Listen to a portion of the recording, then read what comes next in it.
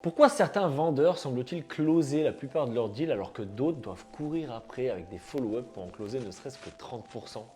Pourquoi certains vendeurs semblent prendre du plaisir à la tâche alors que d'autres semblent faire face à une sorte de résistance constante? Et surtout, pourquoi certains vendeurs semblent attirer les clients à eux alors que d'autres doivent constamment courir après les deals? Salut à tous, c'est David et on se retrouve pour une nouvelle vidéo ô combien importante parce qu'honnêtement, si je ne devais t'en faire qu'une, ce serait celle-ci. Aujourd'hui, on va parler d'une méthode psychologique qui permet de faire en sorte que les clients vous achètent votre solution plutôt que ce soit à vous de leur vendre cette solution. C'est cette méthode qui m'a permis de générer plus de 2 millions d'euros de chiffre d'affaires en tant que commercial en seulement 2 ans et je vais vous la dévoiler aujourd'hui. Mais en plus de ça, et c'est pour ça que tu dois rester jusqu'à la fin de cette vidéo, le but de cette vidéo, c'est pas seulement de te faire comprendre la méthode, mais c'est surtout de pouvoir te donner un script que tu vas pouvoir me voler dès aujourd'hui pour le mettre en place dans tes rendez-vous de vente et je l'espère, faire exploser ton taux de closing.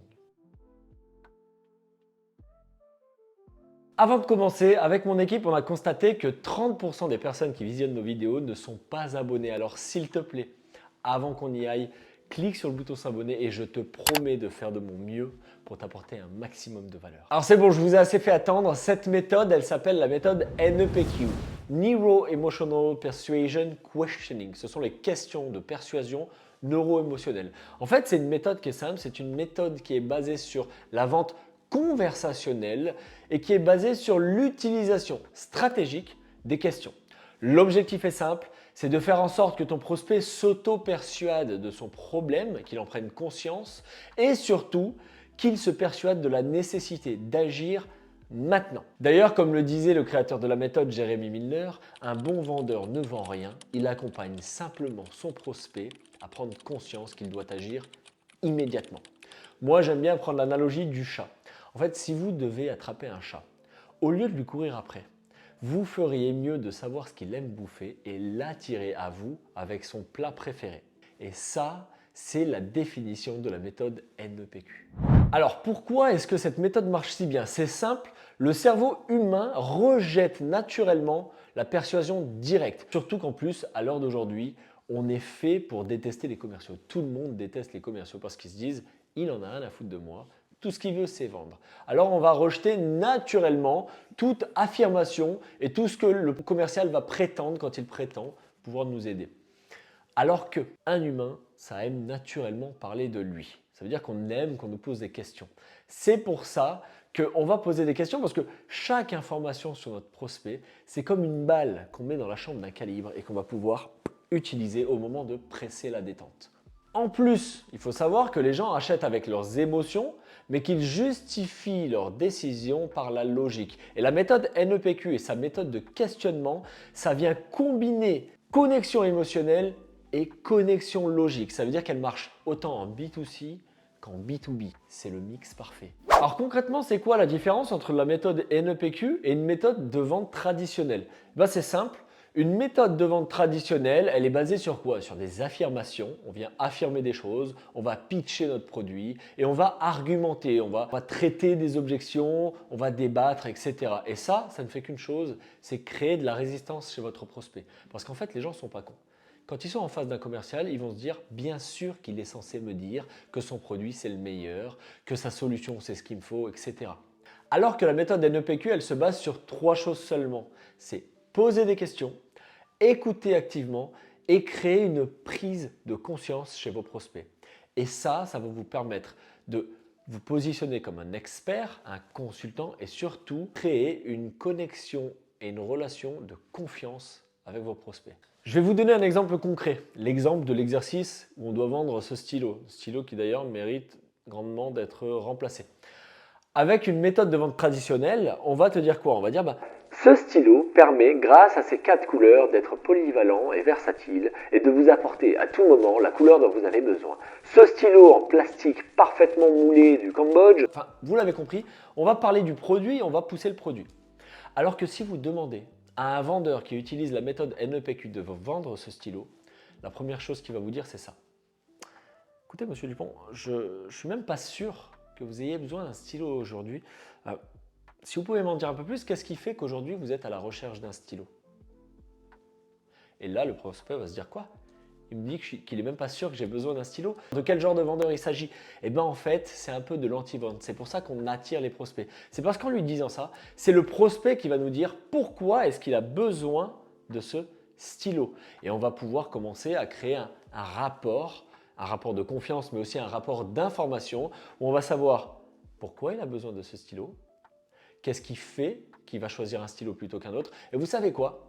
Au lieu de vous spoiler les questions, on va passer tout de suite à l'étape d'après qui est de vous donner les 9 étapes d'un rendez-vous NEPQ. On y va tout de suite. Donc l'étape numéro 1 du rendez-vous NEPQ, c'est l'étape numéro 1 d'un rendez-vous normal en fait. C'est l'étape où on va créer une connexion. C'est très important parce que c'est là qu'on fait la première impression et comme vous le savez, la première impression qu'on a de vous, c'est l'impression qu'on va garder de vous.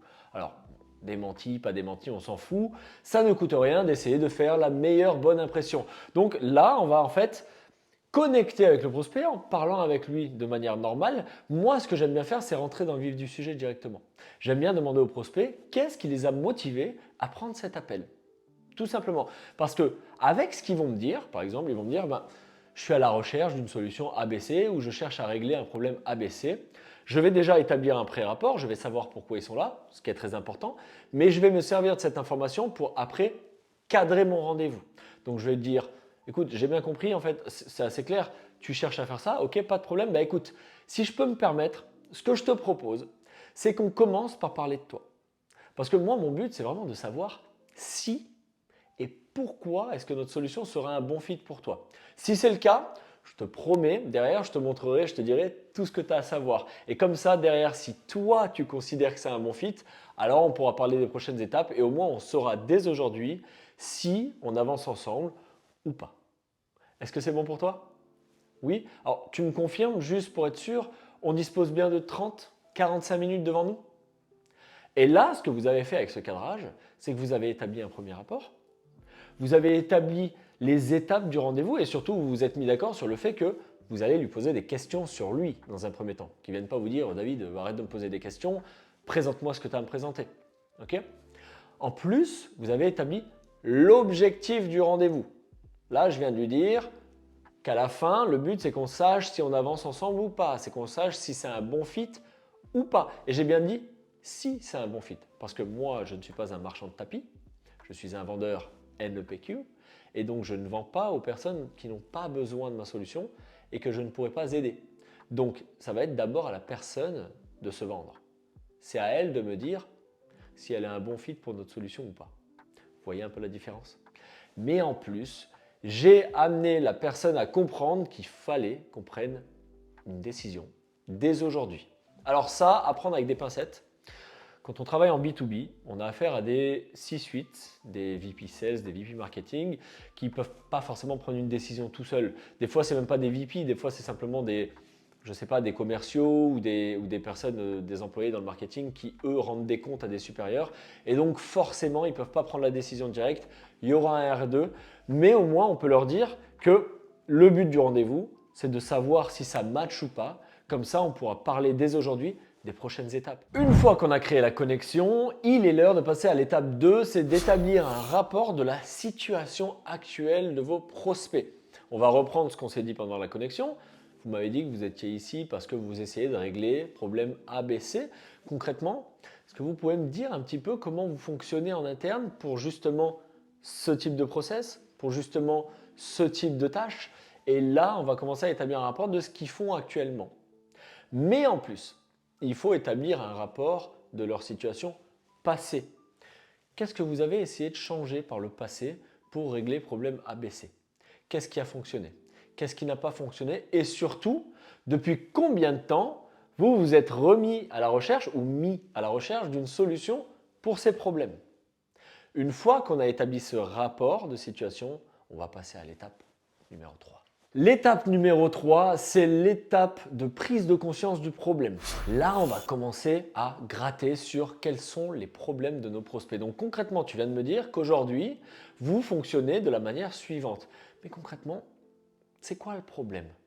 Moi, j'aime bien poser les questions de manière directe. Vous pouvez le prendre différemment en disant qu'est-ce qui vous dérange avec votre façon de fonctionner actuelle concrètement? Et en fait, le but, c'est de labelliser les problèmes. Vous allez voir, on va rentrer encore plus dans le vif du sujet, on va creuser encore plus juste après. Mais là, le but, c'est de voir si le prospect a conscience qu'il y a des choses qui peuvent être améliorées dans leur process actuel. Si oui, est-ce qu'il sait ce qu'il faudrait améliorer et comment est-ce que ça pourrait être amélioré? Et du coup, est-ce que vraiment il est conscient des problèmes qu'il a? Une fois que ça c'est vocalisé et conscientisé, on peut passer à la prochaine étape. Sur cette étape, on commence à parler de solutions, mais on ne va pas parler de notre solution, on va parler des solutions que les prospects ont en tête pour savoir un petit peu si on est en concurrence avec quelqu'un ou pas, ou si ils ont vraiment conscience des solutions qui sont disponibles pour leurs problèmes.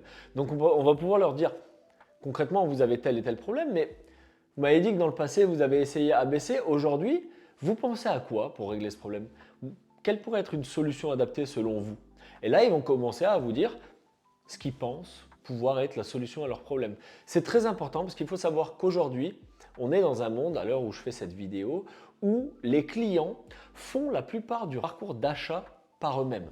C'est-à-dire qu'ils vont se rendre compte par eux-mêmes qu'ils ont un certain problème. Ils vont commencer à rechercher par eux-mêmes si d'autres personnes ont des problèmes similaires, s'il existe des solutions et quelles sont les solutions disponibles. Et c'est au moment où ils commencent à se lister les solutions disponibles qu'ils vont faire appel à des commerciaux pour faire 1, 2, 3 rendez-vous pour justement définir quelle serait la solution idéale pour eux. Et c'est là que le commercial va faire toute la différence. C'est là que vous allez tirer votre épingle du jeu. Et une bonne façon de tirer votre épingle du jeu, c'est de ne pas rater l'étape suivante. L'étape numéro 5, qui est selon moi la plus importante et elle est primordiale, c'est l'impact des problèmes qu'ils ont. On va devoir conscientiser, vocaliser et labelliser l'impact de leurs problèmes. Et encore une fois, je vous le répète, vous n'allez rien affirmer. C'est à eux de vocaliser, c'est à eux de labelliser leurs problèmes. Vous, tout ce que vous allez faire, c'est leur poser des questions. Et comme question, on peut leur poser concrètement, si on arrivait à changer la situation aujourd'hui, dans 6 mois, votre vie, elle serait comment? Ou votre business, il serait comment? Ça, c'est si on part sur une image positive. Suivant ce qu'on vend, on va vendre soit un changement positif, soit la peur d'un changement négatif. Ok? Je vous explique. Par exemple, pour l'impact, on va pouvoir dire concrètement, si rien ne change, si on ne change rien, votre business, il se trouvera où dans 6 mois, dans 1 an, dans 10 ans? Et là, en plus de faire prendre conscience que si les choses ne changent pas, les conséquences pourraient être dramatiques, on vient mettre un état d'urgence dans la tête de nos prospects pour qu'ils se disent « ça doit changer et ça doit changer dès aujourd'hui ». Alors on ne passera pas à l'étape suivante tant qu'on n'aura pas réglé ce problème de l'impact, tant que le prospect n'aura pas conscientisé, vocalisé et labellisé l'impact de ces problèmes. Parce qu'en fait, l'impact de ces problèmes, ça va définir le gap entre sa situation actuelle et la situation qu'il souhaite atteindre. Et ce gap-là, c'est là où se trouve la valeur de votre solution. C'est pour ça que l'impact, il est primordial. Une fois que le prospect a dit clairement, oui, si ça ne change pas dans 6 mois, on va mettre la clé sous la porte ou en fait, c'est une situation que je ne veux même pas imaginer, il faut que ça change tout de suite, vous ne passez pas à l'étape suivante. Une fois que c'est fait, étape suivante, on y va tout de suite. L'étape numéro 6, c'est l'étape de récapitulatif et de transition vers la présentation de ta solution. Vous avez vu, on est à l'étape 6 sur 9 et on n'a toujours pas parlé de notre solution. Et ça, c'est extrêmement important. Okay? Une fois qu'on est à cette étape, on va d'abord récapituler pour déjà s'assurer qu'on a bien tout compris et que le prospect aussi a bien compris ce qu'il en est de la situation actuelle, des problèmes et de l'impact de ces problèmes et surtout des conséquences de si on ne change rien aujourd'hui. Donc vous allez récapituler. Monsieur Dupont, bon, si j'ai bien compris, et vous me confirmez juste après, aujourd'hui, vous fonctionnez de telle et telle façon. Vous avez par le passé essayé de faire telle et telle chose. Il y a des choses qui ont plutôt bien fonctionné. Il y a des choses qui n'ont pas fonctionné. Et donc aujourd'hui, vous restez avec les problèmes A, B, C. Concrètement, si on ne change rien, ces problèmes ils vont faire que dans 6 mois, vous allez avoir conséquences A, B, C. Est-ce que jusqu'ici, c'est bon? OK. Et là, on passe à la transition. Du coup, Monsieur Dupont, si je vous proposais de vous parler un petit peu de nous, mais aussi de comment on aide justement clients A, B, C, là c'est bien de nommer quelques clients, à régler les problèmes A, B, C, et bien sûr, ça doit être les problèmes dont ils vous ont parlé. Est-ce que ça vous semble pertinent que je vous en parle tout de suite? Et là, clairement, le oui qu'il va vous donner, c'est un oui qui veut dire vas-y, vas-y, j'ai compris, il me faut une solution, montre-moi ce que tu as. Et quelqu'un qui te dit montre-moi ce que tu as, c'est quelqu'un qui est ouvert à l'achat. Étape numéro 7, on passe enfin à la présentation de votre solution et vous allez voir, ce sera peut-être l'étape la plus courte et celle sur laquelle on va le moins parler parce qu'en fait, là c'est simple. Vous avez juste à connecter votre solution à ces problèmes. Au lieu de montrer toutes les fonctionnalités que vous avez dans votre software, toutes les caractéristiques techniques de votre produit, vous allez simplement expliquer et montrer aussi, il faut que ce soit visuel, comment telle features, telle fonctionnalité règle tel problème spécifique à ce prospect. Ok? La malédiction des commerciaux, c'est de trop en dire.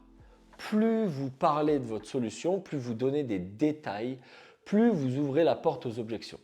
Si je commence à parler d'un matériel, je ne sais pas, d'évaluation, et au lieu de montrer que je peux répondre à une problématique de temps, je peux permettre d'évaluer des trucs rapidement, de manière objective, de manière visuelle, comme souligné dans les problématiques de mon prospect. Si je commence à parler de la fréquence d'acquisition, de l'autonomie de la batterie, eh ben, je vais ouvrir des portes à ah, vous faites votre autonomie de batterie, elle est de seulement 8 heures. J'ai entendu dire que le concurrent, il en faisait 10.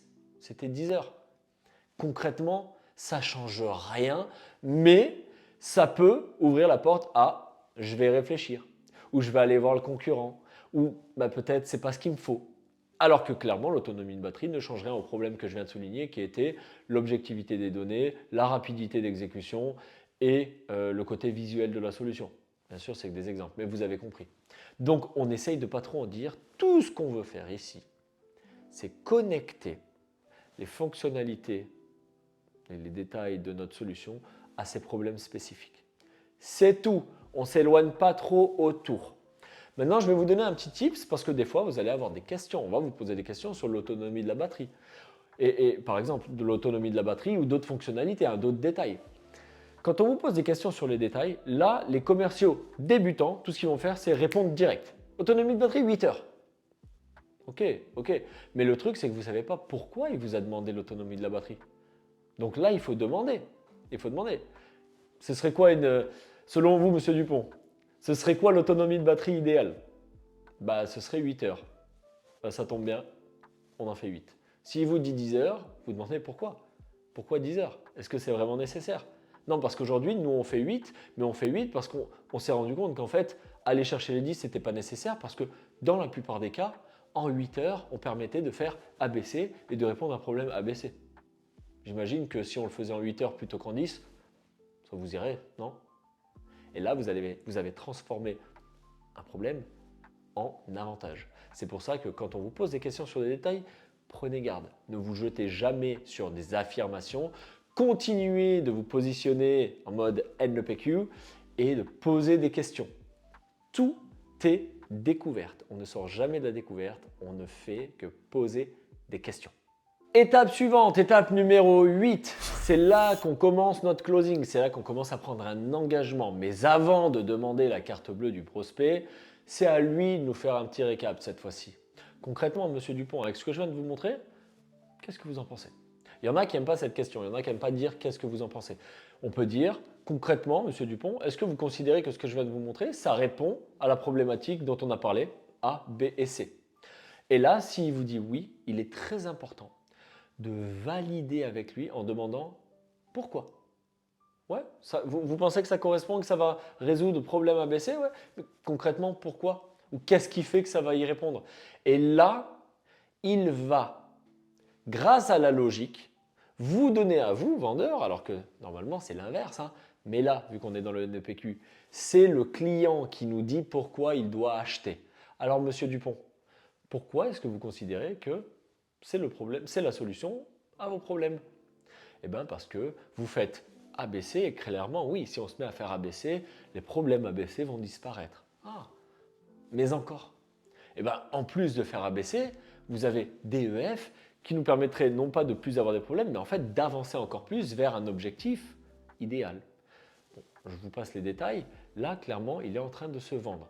Et là, vous allez pouvoir prendre un pré-engagement en disant « Monsieur Dupont, ok, je comprends, c'est top que notre solution vous plaise. Du coup, avec ce que vous venez de dire, est-ce que ça vous semble pertinent qu'on avance vers les prochaines étapes et que je vous montre un petit peu quel est le process ?» Là, s'il vous dit oui, clairement, vous lui dites « C'est très simple. Vous sortez le devis, je vous fais un devis, je vais prendre nom, prénom. Soit c'est en B2C, close direct, on prend la carte bleue, on fait le process du paiement. Soit, alors il y a une demande de financement et on dit ben, c'est très simple, nous pour faire la demande de financement, j'ai besoin d'une copie de pièce d'identité, enfin vous demandez les pièces, est-ce que vous les avez sur vous? On peut prendre 5 minutes et là vous faites en sorte qu'il le fasse directement. Et là, vous allez prendre le paiement et faire avancer le prospect vers l'étape d'après qui devrait être l'onboarding. Mais parfois, il y a une autre étape. On va la voir tout de suite. Avant de passer à l'étape suivante, je vais faire une petite parenthèse. Une petite parenthèse sur un biais cognitif qu'on peut utiliser lors de la phase d'engagement et de closing. Certaines personnes, parfois moi-même, aiment dire « Monsieur Dupont, avec ce qu'on vient de se dire, est-ce que ça vous semble pertinent qu'on avance ensemble et qu'on commence à travailler ensemble ?» Là, on attend un oui. Maintenant, il y a des études qui montrent que on est plus enclin à répondre positivement ou négativement, et je vais m'expliquer, ou négativement à des questions qui sont posées avec la négation.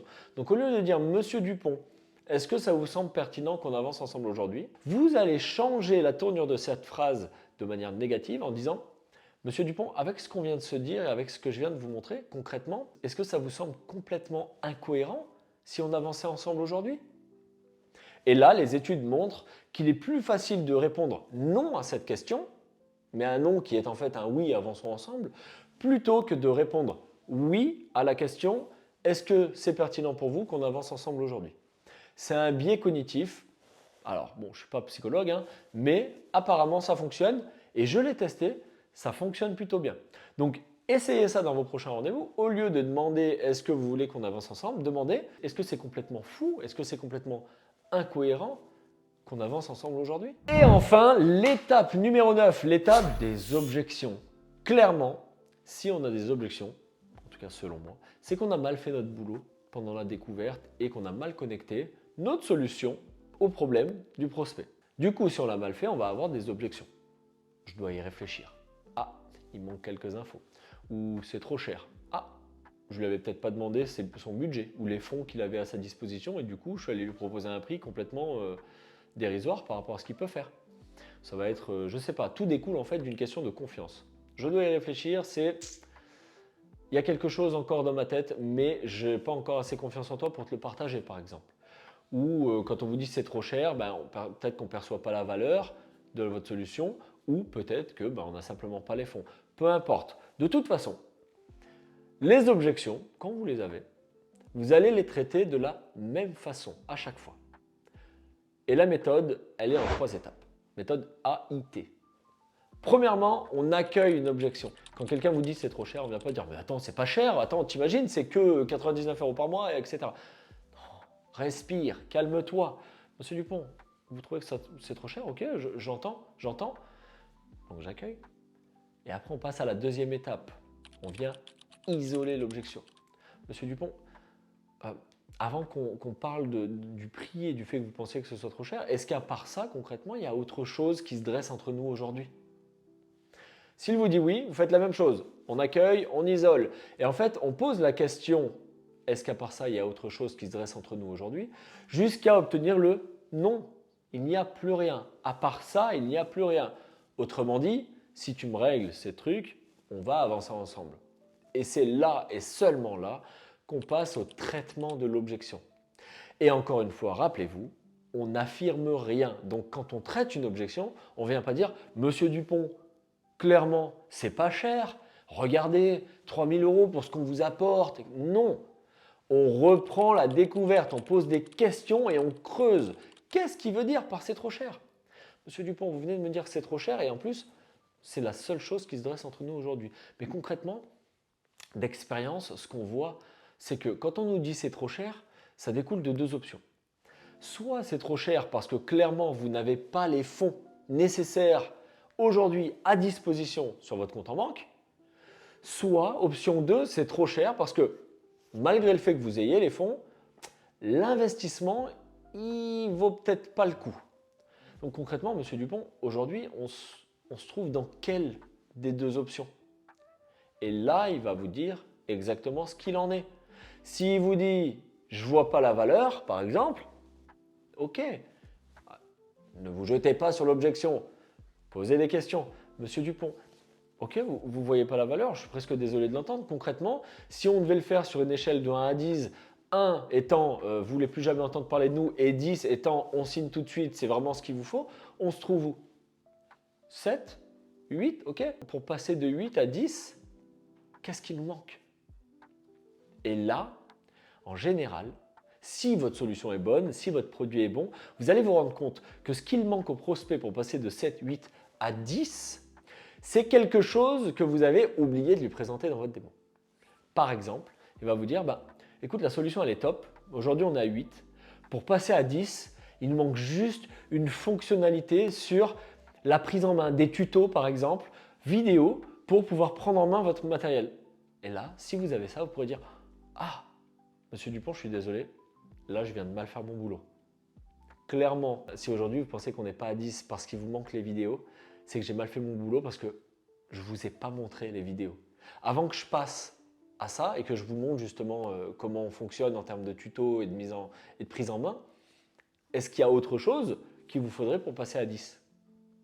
Et là, si vous dites non, vous repartez dans votre démo. Regardez, Monsieur Dupont, en fait, quand vous allez télécharger l'appli, quand vous allez mettre en place le software, la mise en place et la prise en main, elle se fait comme ça.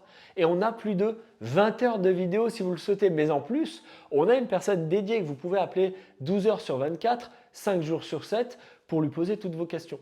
Et je ne vous en avais pas parlé, donc forcément. Mais et du coup, maintenant que vous savez ça, Monsieur Dupont, est-ce qu'on est passé à 10? Oui? Et si oui, Monsieur Dupont, vous souhaitez régler comment? Ou, Monsieur Dupont, maintenant qu'on est à 10, est-ce que ça vous semble complètement déraisonnable qu'on avance ensemble? Et là, vous avez traité l'objection. On va passer maintenant à quelque chose, un petit bonus que je vous donne, c'est la mise en place de la méthode. Le théorique, c'est bien, mais comment est-ce que vous pouvez appliquer cette méthode dès aujourd'hui? On y va. Premièrement, un vendeur NEPQ ne fait jamais les choses au hasard. On n'improvise aucun rendez-vous, c'est-à-dire qu'on prépare nos rendez-vous. Donc moi, avant chaque rendez-vous, déjà, je me prépare mentalement. J'essaye de visionner le rendez-vous et surtout le résultat que je souhaite. J'espère que c'est le même pour vous, c'est d'avancer avec la personne. On ne veut pas closer tout le monde, par contre, moi j'ai envie d'aider un maximum de personnes. Donc dans ma tête, je vais pouvoir aider le prospect qui arrive dans 5 minutes.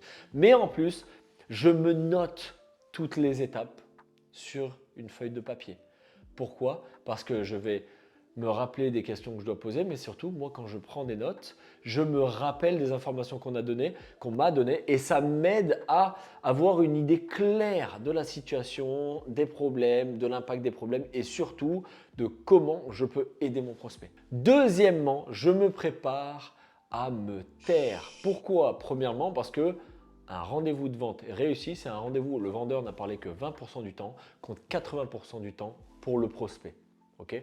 Rappelez-vous, on ne fait que poser des questions. Une question, c'est une phrase contre un paragraphe en tant que réponse que vous donnera le prospect. Mais en plus, je vais me préparer à utiliser les silences pour avoir de l'impact dans ce que je dis. Si vous voulez avoir de l'impact dans ce que vous dites et surtout si vous voulez highlight, surligner ou mettre en valeur certaines choses que vous dites, il va falloir qu'elles soient suivies par un silence. Si vous ne faites que parler sans silence de manière monotone tout le long, tout ce que vous allez dire aura la même valeur et du coup, zéro. Moi, ce n'est pas ce que je veux.